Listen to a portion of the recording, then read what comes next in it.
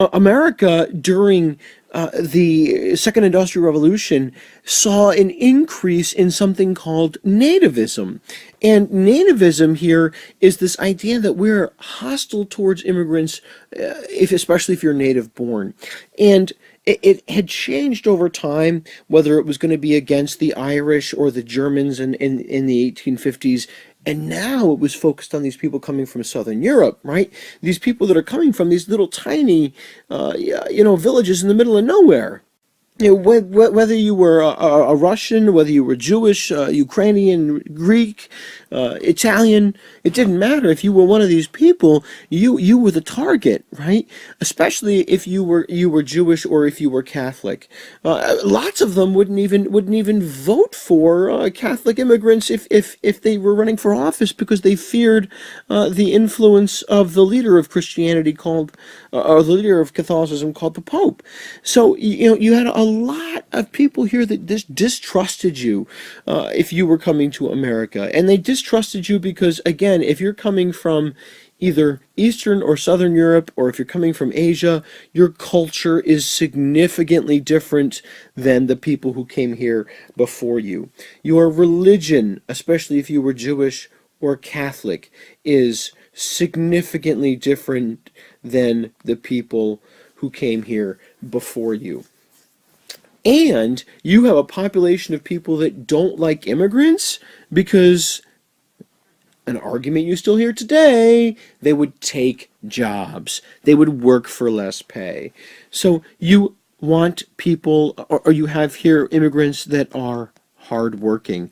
And isn't that interesting, right? Isn't that what America's about, right? Being hardworking, right? That America's about working hard to get ahead, and you have immigrants that are willing to do that, yet we don't like them for it? Does that strike you as odd? Right? That you have people who are so desperate to come here to escape poverty that they're willing to work for less because they want to make it here, and we say, stop working so hard, immigrant. Doesn't that just strike you as interesting? This nativism that grows up in America, and you're going to see it in all kinds of places and in all kinds of ways, again, focused against culture, religion, and fear of immigrants working for less pay. But the way you see it is interesting, and where you see it is interesting. And the argument that we see at this time is amazingly similar to arguments that we hear today. Here we have Uncle Sam, okay, right, there he is. And he's got his American flag, and he's protecting it right from the shore. Here's the shore of America right here.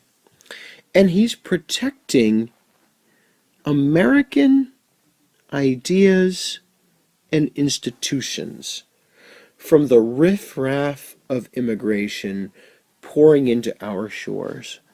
And isn't that the same argument that we hear now, like 130 years later, right? That American ideas and institutions are at risk, whether it's the language of English, whether it's the way people live, the way people think, that these things are at risk from immigrants? If they were at risk then, how can they be at risk now? Right? Do you think something would have happened already?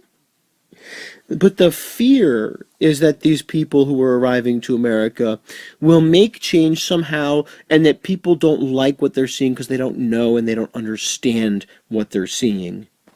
Here's another example that you can get a feel for. You've got a bunch of people here that are, again, Uncle Sam representing America, right?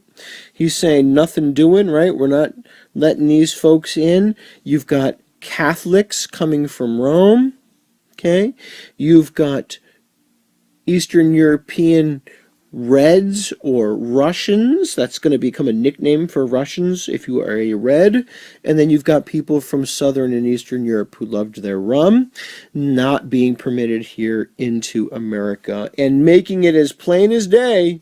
These folks are not wanted, right? Whether you're Catholic, whether you're from Southern Europe, whether you're from Eastern Europe, you're simply not wanted here.